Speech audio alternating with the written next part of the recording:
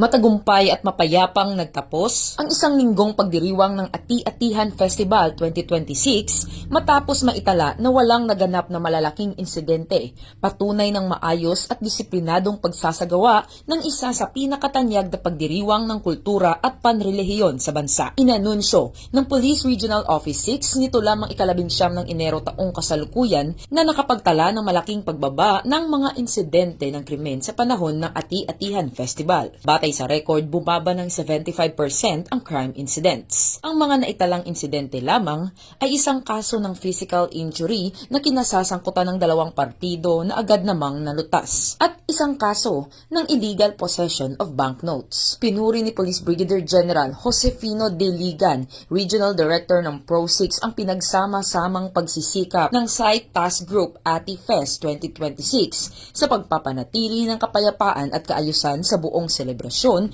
na dinaluhan ng libo-libong deboto at turista. Kinilala rin niya ang mahahalagang suporta ng mga lokal na pamahalaan, force multipliers, mga voluntaryo at mga mamamayan na mahigpit na sumusunod sa ipinapatupad na security protocols na malaking ambag sa maayos na daloy ng pagdiriwang. Nasa 3,318 security personnel mula sa hanay ng kapulisan, iba't ibang ahensya ng pamahalaan at force multipliers ang itinalaga sa mga pangunahing lugar upang tiyakin ang kaligtasan at seguridad ng publiko. Sa kabuuan, muling pinatunayan ng Philippine National Police ang kanilang husay, dedikasyon at malasakit sa sambayanan sa matagumpay na pagpapanatili ng kapayapaan at kaayusan sa Ati-Atihan Festival 2026. Mula rito sa Police Regional Office 6, ako ang inyong PNN Correspondent Patrolwoman Justin May Halyores, alagad ng batas, tagataguyod ng Balitang Pulis.